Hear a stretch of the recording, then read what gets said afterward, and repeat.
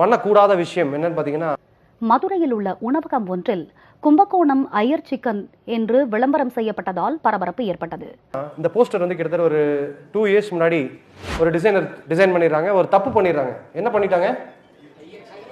Kumbakonam Iyer chicken சொல்லி போட்டுறாங்க. இது என்ன ஆகுது? போஸ்டரும் ஷேர் பண்ணியாச்சு. ஷேர் பண்ணி 48 மணி நேரத்துல கடை மூடப்படுது. மதுரை வடக்குமாசி வீதியில் இயங்கி வரும் பிரபல அசைவ உணவகத்தில் ஆடி மாதத்தை முன்னிட்டு மக்களை கவரும் வகையில் புதிய விளம்பரம் ஒன்றை செய்திருந்தனர். மதுரையில் கும்பகோணம் ஐயர் சிக்கன் என்ற பெயரில் அந்த விளம்பரம் வெளியானது. இதற்கு கண்டனம் தெரிவித்து பிராமணர் சங்க நிர்வாகிகள் அந்த விளம்பரம் வெளியிட்ட உணவகத்தை முற்றுகையிட்டு போராட்டம் நடத்தினர்.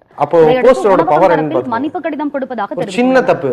இந்த சம்பவம் அங்க அப்படியே அந்த கடையை சாத்தி ஸ்ட்ரைக் பண்ணி அப்புறம் அடுத்தடுத்த லெவலுக்கு பயிற்சி வந்து எல்லாருமே அவமானப்படுத்திட்டாங்கிற லெவலுக்கு நம்ம போகும்போது நீங்க போடுற கண்டென்ட் எல்லாமே கொஞ்சம் பார்த்து போடுங்க. we have that responsibility.